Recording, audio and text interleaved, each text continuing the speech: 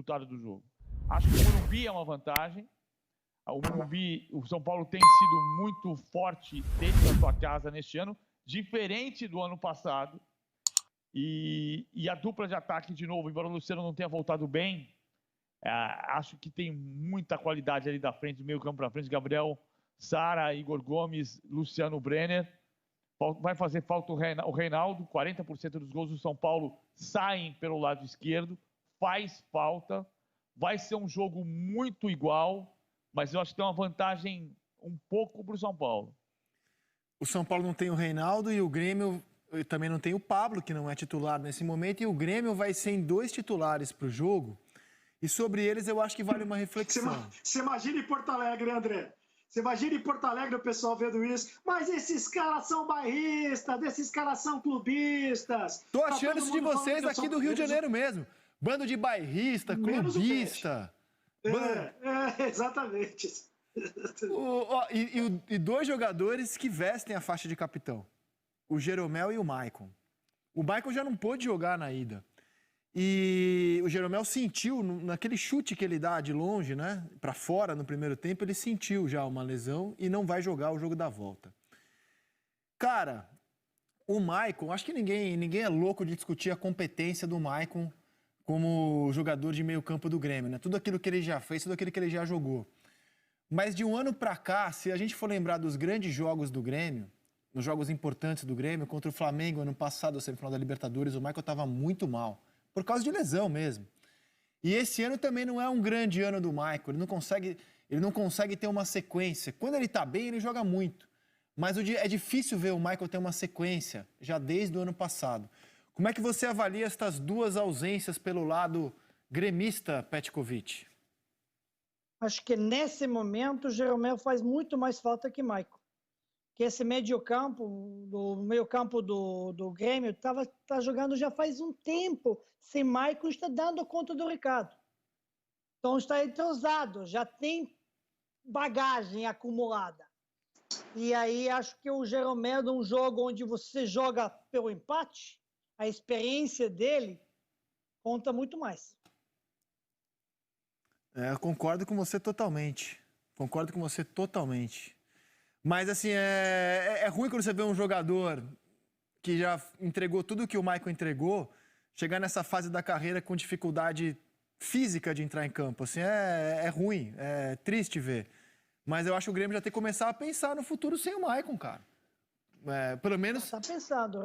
Pelo menos sem o Maicon frequentemente, né, no time, né? Já está pensando, tanto que o Darlan está jogando muito tempo, tá colocando, está preparando, né?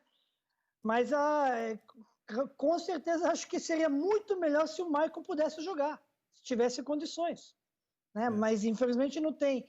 E o Jeromel, daquele chute, ele perna do apoio, central posterior, estranho, mas pode ser porque é acúmulo dos jogos, cansaço, e ele não é mais um garoto. Os 2 não são os garotos, são experientes.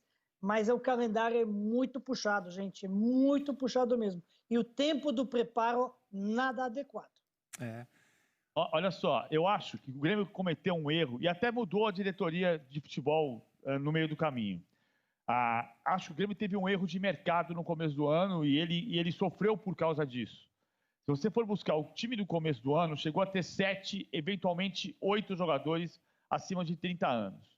Quando ele jogava com Vanderlei, Vitor Ferraz, Jeromel, Cortez, Maicon, Robinho. Time que mudou a história do Grêmio nessa década, fez o Grêmio voltar a ser competitivo e vencedor nacional e internacionalmente.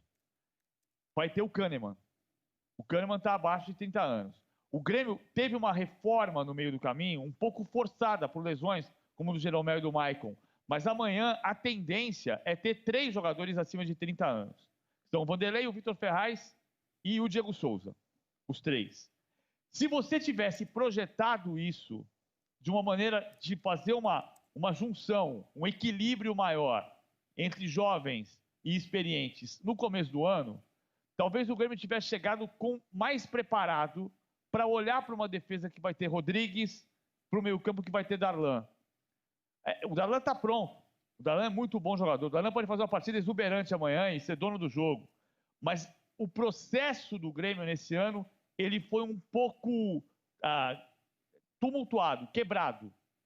E ele chega com esse time que é um time forte, extremamente competitivo, mas que não foi um time que ganhou a estabilidade durante a temporada.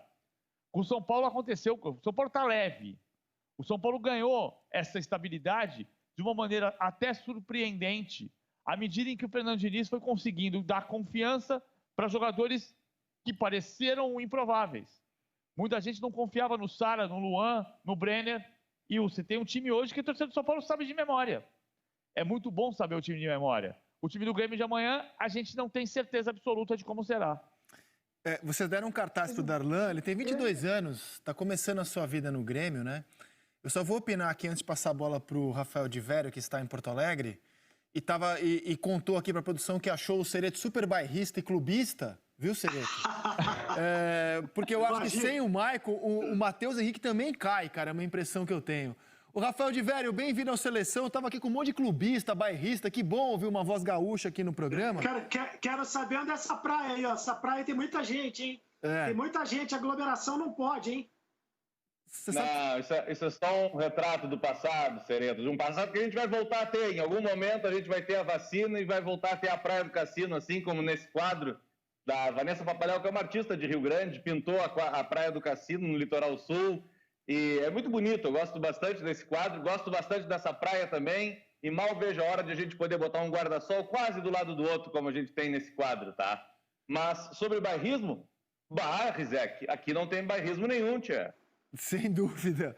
Agora, Odiveira, a gente estava debatendo as ausências do Maicon e do Jeromel. Opinamos que o Jeromel faz muito mais falta nesse momento. Mas como é que tá a situação do Maicon, cara? Porque eu estava lembrando aqui que no ano passado o Maicon já não estava bem contra o Flamengo. Na semifinal da Libertadores, aliás, jogou muito mal no Maracanã por questões físicas. Agora não está de novo nas 2 semifinais contra o São Paulo. Não está mesmo, literalmente. Está fora do jogo. Como é que o Grêmio tem se virado na ausência do Maicon e como você projeta o time para amanhã? Olha, o Michael já faz um tempo, né, Rizek? Se a gente for lembrar bem, a própria Copa Libertadores de 2017 que o Grêmio ganhou, o Michael já não jogou muitas vezes. Já foi abrindo espaço para o Arthur. O Michael mesmo brinca, ele consagrou muito volante. Pois não? E Jailson também, né? Era Jailson e Arthur. Isso, exatamente. O Michael mesmo brinca, PVC, que ele vendeu muito volante para a Europa, porque ele fez dupla com o Arthur, fez dupla com o Jailson, fez dupla com o Matheus Henrique, que em seguida vai também. Ou o jogador foi para a Europa ou foi para a seleção brasileira. O Michael acabou não indo para a Europa, mas ele sabe muito bem que ele mesmo disse que está terminando. Ele sabe que o final da carreira dele está próximo, ele já não tem mais a condição física de antes. Nesse Campeonato Brasileiro ele jogou poucas partidas e algumas, até aquela simbólica contra o Bragantino, né? Saiu irritado no meio do jogo porque não conseguia nem acertar as jogadas, e agora ele tem uma lesão na panturrilha que tira dessa partida, tira de mais um momento importante no Grêmio, mas que o Grêmio conseguiu renovar com o Darlan principalmente essa posição, junto com o Matheus Henrique.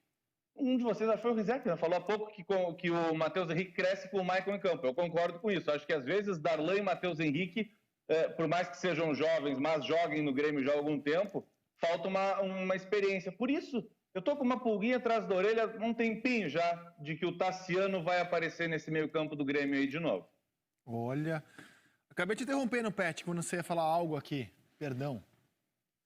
Já não lembro mais, mas vou continuar isso. Tassiano é provável que seja escalado, sim, como terceiro no meio, com quarto no meio do campo, né? Tirando um pouco mais ataque, preservar e tentando preencher o meio campo para ganhar no meio campo com pressão, porque ele precisa também pressionar o São Paulo com essa construção da jogada desde o começo, desde o goleiro.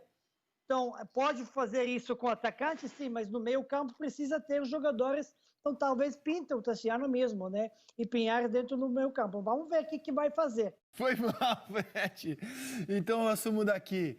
Olha só, a gente vai lembrar o retrospecto do Renato, que chega para o Grêmio durante a Copa do Brasil de 2016 e, desde então, consegue se colocar entre as principais equipes do Brasil.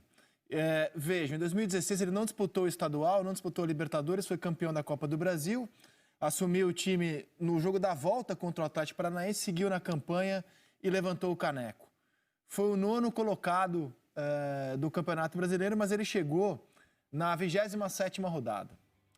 Aí em 2017 ele foi quarto no Gaúcho, foi campeão da Libertadores, semifinal de Copa do Brasil, quarto do Brasileiro. Olha como o trabalho do Renato tem uma consistência nesses anos todos.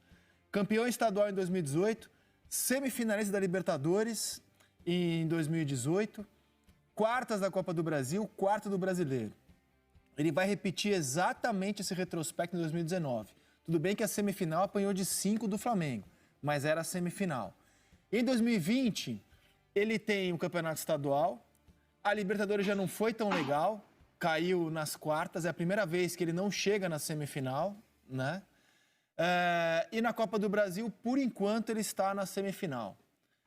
Todos os títulos do Grêmio na década foram com o Renato, né? Naquele ranking que a gente mostrou do Grêmio, entre os melhores da década, todos os títulos foram levantados com o Renato de técnico.